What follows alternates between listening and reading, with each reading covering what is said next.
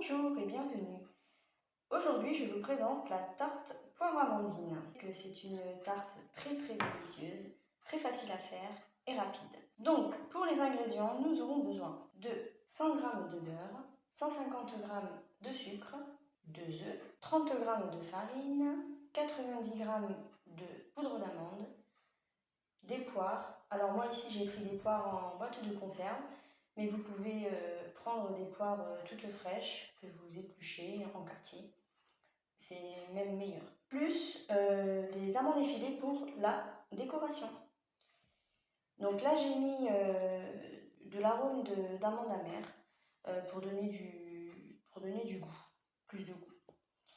Voilà, donc nous allons commencer par les œufs que je vais mélanger avec les 150 g de sucre.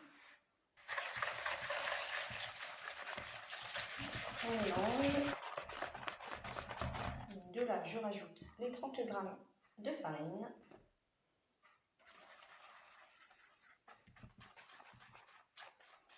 Avec les 90 g de poudre d'amande.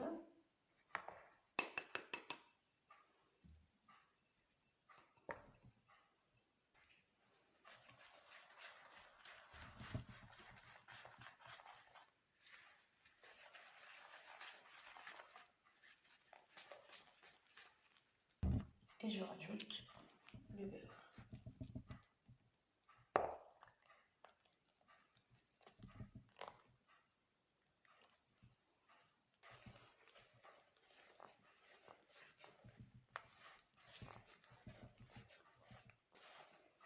Cette recette-là, vous allez voir, elle est extra facile. Donc le secret, c'est quoi? C'est de mettre la moitié d'une cuillère à café d'arôme d'amande amère. Ça donne un goût, un très bon goût. Donc il ne faut pas en mettre beaucoup, sinon c'est trop prononcé en amande. Et du coup, il y aura beaucoup d'amertume en fait. Donc on mélange bien. Alors, ce que j'ai oublié de vous dire, c'est que ici, j'ai un moule à tarte de 26 cm de diamètre avec une pâte sablée, par contre que j'ai achetée du commerce, elle n'est pas faite maison. Donc par contre pour la pâte sablée faite maison, c'est très simple, c'est que je n'ai pas eu le temps de la faire. Donc il vous faudra 200 g de farine, une pincée de sel avec 90 g de sucre glace que vous tamisez et que vous mélangez. À ça, vous rajoutez 100 g de beurre pur amolli que vous découpez en dés. Donc en fait, il faut la rajouter à la pâte en sablant la farine entre les mains en fait. Vous sablez entre les mains.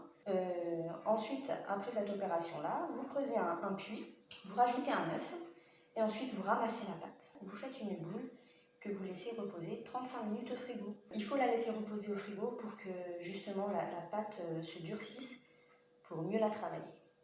Voilà, et ensuite de là, vous pouvez la baisser, la mettre dans le moule. Et donc on continue. Moi ici, donc comme je vous ai dit, la pâte sablée a été prise du commerce, donc elle est toute prête. Je vais verser mon mélange là-dessus.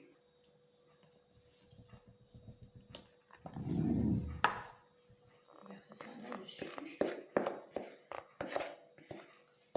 J'ai déjà mis mon four en marche, bien sûr, avant de commencer la recette.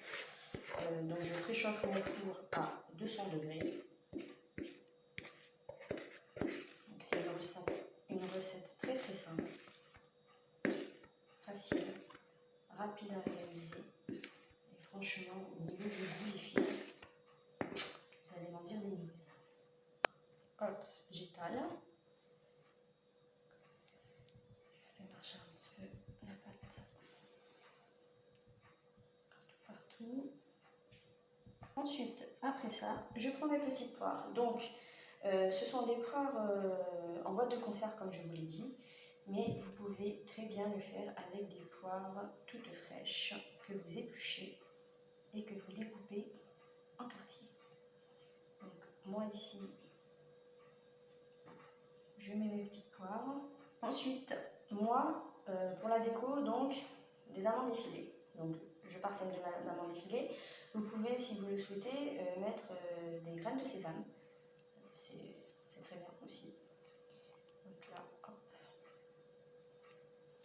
je parsème d'amandes effilées, j'enfourne tout ça. Donc je mets ça au four. Donc mon four est préchauffé à 200 degrés. Et je vais cuire ça pendant au moins 30 minutes. Donc voici le résultat les filles pour cette recette.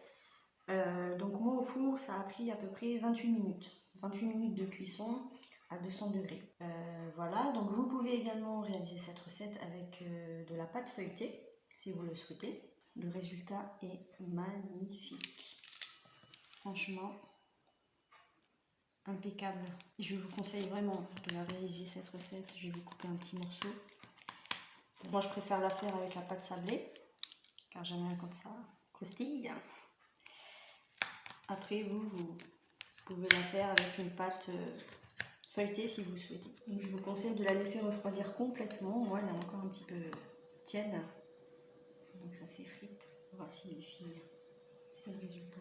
Franchement magnifique.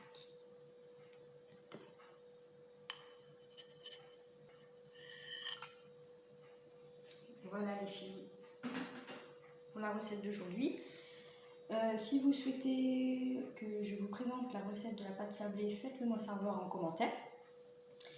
Voilà pour aujourd'hui les filles, j'espère que la recette vous a plu. Je vous encourage à la tester, elle est vraiment excellente et très facile à faire. Vous avez une tarte magnifique. N'hésitez pas à laisser vos appréciations en commentaire, à mettre un pouce bleu pour m'encourager et à partager la vidéo. Je vous dis à la prochaine recette et prenez soin de vous.